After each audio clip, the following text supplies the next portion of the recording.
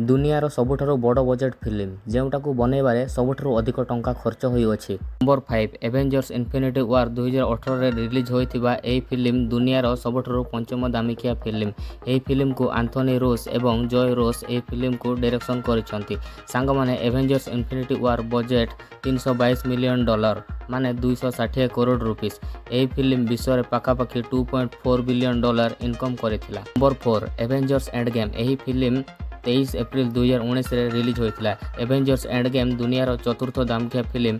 एही फिल्म रो budget $356 million माने 2800 करोड़ रुपीस ठू भी बेसी थिला।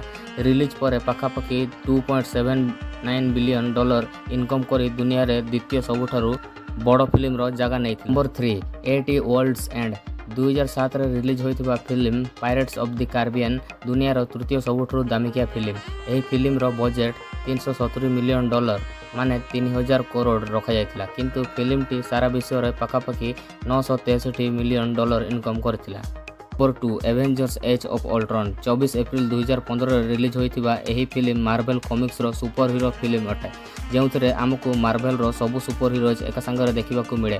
एवेंजर्स एज ऑफ अल्ट्रॉन विश्वर द्वितीय सबुठारु बड़ बजेट फिल्म अटे, जहार टोटल बजेट पाखापाखि $394 मिलियन माने 3200 करोड़ रुपीस रु भी बेसी। एही फिल्म रिलीज होबा परे $1.4 मिलियन इनकम करिथिला।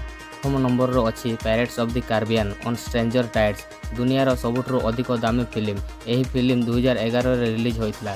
एही मूवी को गोर भार बेंस्की डायरेक्ट करथिले। सांग माने एही फिल्म को बनैबारे $430 मिलियन माने 3500 करोड़ टंकार खर्च होइथिला। एही फिल्म रिलीज पर $1.04 बिलियन इनकम करथिला। पई एतिकी ही वीडियो भल लागिले चैनल को सब्सक्राइब करि बेल आइकन को दबाइ दियंतु। आउ ता सहित लाइक शेयर कमेंट करिया को जमा भी भूलिबे नाही।